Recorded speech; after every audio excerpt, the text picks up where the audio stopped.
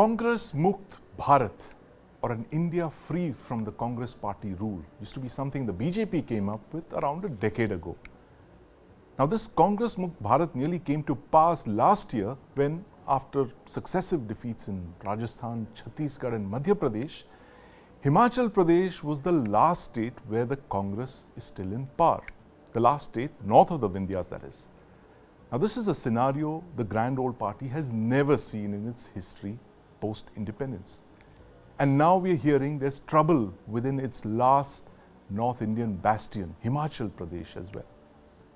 Joining me to discuss this, the BJP on the offensive with a new T20 approach, are Suresh Kochetil, political analyst, Manasvi Thapar, and my colleague Kartikeya Sharma, who's just back after a whole spate of interviews at the TV9 Bharatvarsh Satta Sammelan. Gentlemen, welcome to the News9 Plus Show. I want to start by asking Kartikeya, Shimla, Himachal Pradesh, enormously symbolic for the Congress. Remember in July 2003, that's when the Congress came out with this plan that, look, maybe we are not a great party anymore and it's time to work with coalition allies. That paid them off really well. 10 years, UPA 1, UPA 2, and now you have the party reduced to that one shrinking bastion and they're struggling to preserve that. What does the future hold for the Congress in Himachal? See, if Himachal falls, then Congress is not in power in any state in North India. It's never happened before. On its own, yes. It's in power in an alliance in Jharkhand. It was in power in an alliance with Nitish Kumar in Bihar. It means that Congress becomes absent from North India as a party which has a functional government. Right. But I think the bigger story is that the person who led the revolt was the man who defeated the sitting chief minister. Yes. Now, what sort of a management is that Yeah. the party organizational secretary has no idea that unrest is brewing within the party. And third, the lack of discipline tells us that the Gandhis are not in direct control of the party. Right. For this to have happened 10 years or 15 years ago would have been unimaginable. Yeah. Now this happens every 15th day, and local leaders are holding press conferences indicating that they don't fear the might of Delhi. Right. Ashok Gehlot did it openly during Yes. Bharat Jodo Yatra. But since Bharat Jodo Yatra was a success, Yes. the rebellion died. Right. And it did not invite a lot of eyebrows because people were focused on Rahul Gandhi. Right. So what is happening in Himachal is, though they might save the government because, couple of MLAs have been now debarred Right. to vote in the money will, which would allow the government to sail through. It tells us that apart from doing yatras and connecting with people, if you cannot have a control on your lawmakers, legislators, then it is a very sad story. Then I would say that the Congress has become socialist of 60s and 70s. Right. And the joke was, सत्ता में तो आ सकते हैं, चलाना नहीं आता. Right. I mean, a very important point there. सत्ता में आ सकते हैं लेकिन चलाना नहीं आता. And the point that you made, Kartikeya, very important. I'm going to ask Manasvi this. The fact that high command used to be this thing that would terrify people into submission. The joke in which the old Congress days. used to make against Jansangh was, इनके दियों में वो कोई तेल नहीं, शासन करना कोई खेल नहीं. खेल नहीं. But Manasvi, what are we looking at now? Is the Congress high command, the central organ of the party, losing its relevance now, and the states are spinning out of control? We've seen that in the past, in the last couple of weeks.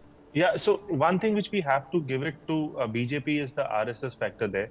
But other thing which we are missing on the Congress, why they are missing out is, which even they would not have realized is, there was something which Kartikeya could relate would be, they had something known as Seva Dal. Seva Dal was like a grassroots level organization which used to gather grassroots leaders and turn them into chief ministers and the national leaders then in the Congress. Right. But right now Seva Dal is effectively ineffective. So that is one part which they didn't take care of it. Why they didn't think about Seva Dal as an organization as a foot soldiers for Congress was because they was continuously winning it. They never thought that they'll be out of power for 10 long years, and now after 24 we'll see 15 long years. They never thought that they'll be out of power because there was no opposition.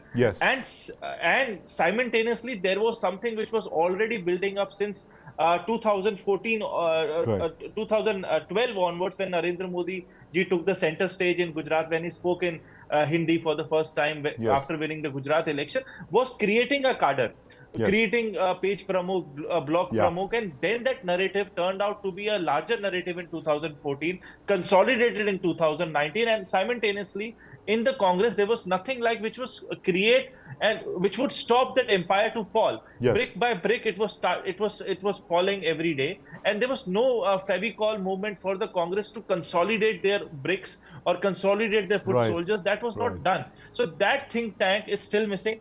So they are winning where there is an anti-incumbency factor from the BJP angle, where there is BJP is present in a lesser quantity, or they're fighting with a regional political party. Out front fighting with BJP, where BJP is strong, they're losing it out. So this is something which Congress have not yet understood, and right now I think their think tank is working on ki Rajniti to theek hai. Let's make Rahul Gandhi as a Jan Nayak, like the JP of modern times. But that JP of modern time is also not having that connect, that grassroots connect is not happening.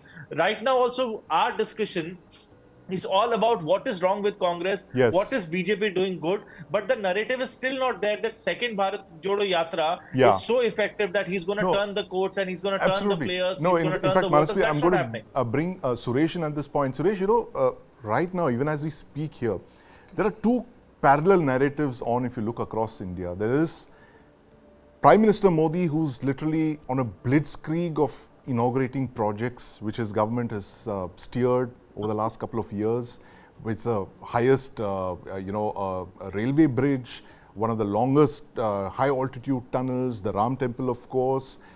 He's gone and inaugurated projects in Tamil Nadu worth 17,000 crores, and he's telling the people, look, the UPA did nothing for you, and here we are. And then the other narrative you have of Rahul Gandhi walking and talking, right? So there are two competing narratives. There is a talker and there's a doer. So the people have to choose in a few weeks from now. What will happen if the Congress doesn't manage to convert Rahul Gandhi's rhetoric, this thing of what Manasvi said of being a mass leader, into votes? What happens to the Congress if it loses a third Lok Sabha elections in a row?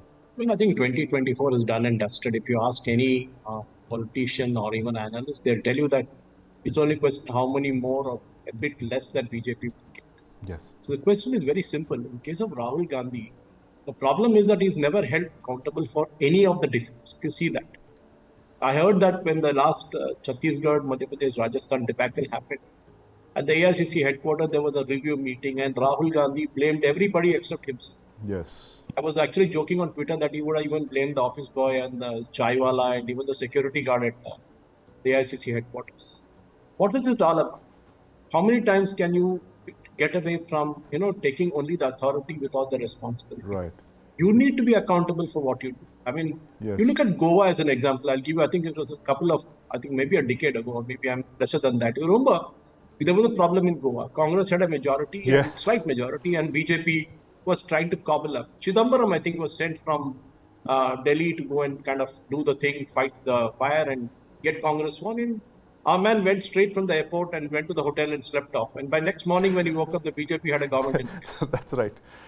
So this is what BJP is. I mean, they are being aggressive. Don't blame them saying that they are aggressive. They are.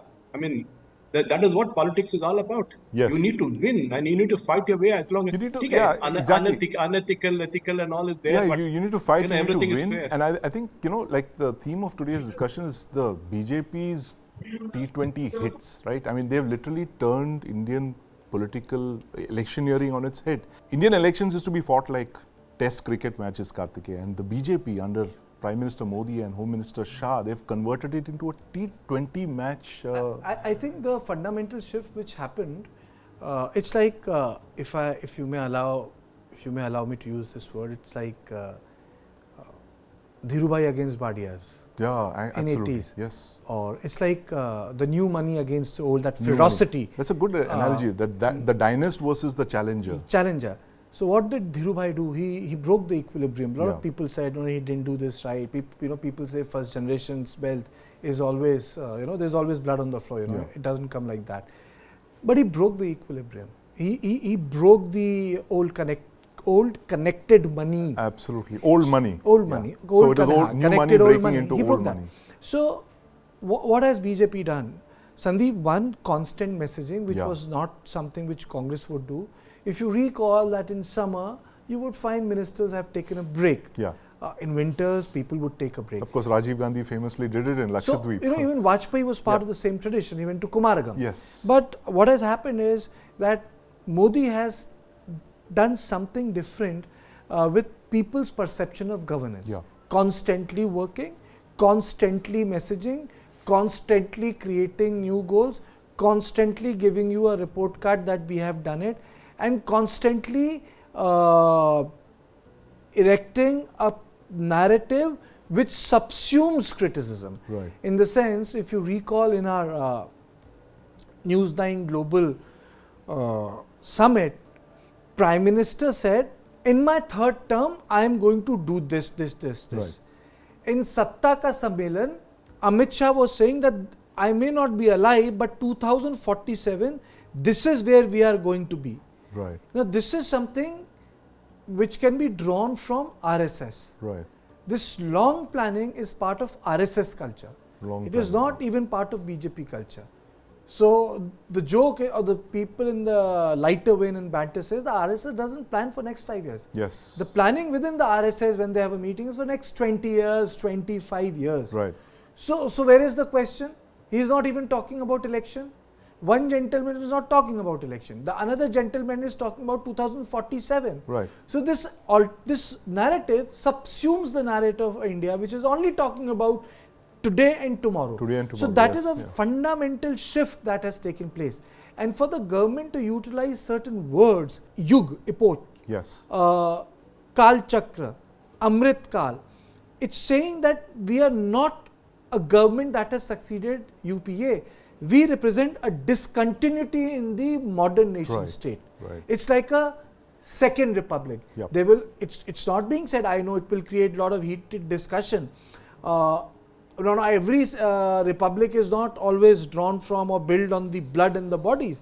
But this has happened in India out of electoral process. Absolutely. There's a clear break from the past, both in process, product and symbol. From Singhal to new parliament, from 7 RCR, from Rajpath to Kartavya Path, to Lok Kalyan Marg, Racecourse Road to Lok Kalyan Marg. These are not the generic nomenclature change. It is affecting a behavioral shift, and I would say the only continuity I find is, and perhaps that is something because of the mandate which Modi enjoys, and the only other person who could do with this was Indira Gandhi, to talk about duties in constitution. Yes. So this is a fundamental shift. Yep. I think and that's increasingly what he told us at the TV9 Global Summit as well, that my third term is, I am going to be doing a lot more in the third term. We don't know what he means by that, but clearly there will be something very significant. This is fundamental. I am not writing a sort of a chapter on saying Modi did this, bahut badhiya. No, this is not shabashi thing. The issue is points he have raised are primarily fundamental issues. Yes. They not only make him a successor to UPA, he is talking about this entity being a different beast altogether. Right. Did you see Manmohan Singh inaugurating every project? Absolutely, yeah. He's inaugurated several projects. But not like Prime Minister Modi. So there's a different in pace. There are things which are being very differently. And today, what Prime Minister has said, I had a discussion. For the first time, Prime Minister has raised the issue of Dharma and Astha in Tamil Nadu. It's a very slippery slope for any leader, but he has taken up that challenge. And in a state where he has said it, where you have an atheist party, absolutely, a group for the last half century, and he has said it. They walked out. DMK walked out of the Ram Mandir Pratishthan resolution. Right. So I'm saying that he might have to pay a price for it in Tamil Nadu. Streaming on News9 Plus. News is now content. Subscribe and get free vouchers.